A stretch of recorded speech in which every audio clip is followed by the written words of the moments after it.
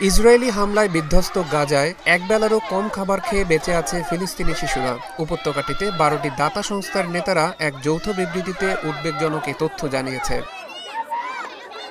বিবৃতির বরাতে কাতার ভিত্তিক সংবাদ মাধ্যম আল জাজিরা জানায়, গত 18 মাস ধরে চলা ইসরায়েলি সামরিক অভিযান ও সম্পূর্ণ অবরোধের কারণে গাজার মানবিক সহায়তা ব্যবস্থা সম্পূর্ণ ভেঙে পড়েছে। নির্বিচার বোমা বর্ষণের কারণে গাজায় চলাচল অত্যন্ত বিপজ্জনক হয়ে পড়েছে। এই অবস্থায় সেখানে কাজ করা 43টি আন্তর্জাতিক ও স্থানীয় সহায়তা সংস্থার মধ্যে প্রায় 95% তাদের কার্যক্রম স্থগিত বা সীমিত করেছে। বান্ডেল থাকলে প্রতি সেনমানিতে টাকা বাঁচবে। বিকাশ সেনমানি বান্ডেল কিনে জিতুন প্রতি লেনদেনে। আন্তর্জাতিক দাতা সংস্থা অক্সফামের নীতি নির্ধারণী প্রধান বুশরা খালিল জানান, শিশুরা দিনে একবেলারও কম খাবার পাচ্ছে। তাদের জন্য এখন খাবারের ব্যবস্থা করাও কঠিন হয়ে পড়েছে। শুধু টিনজাত খাবার খেয়ে বেঁচে আছে শিশুরা।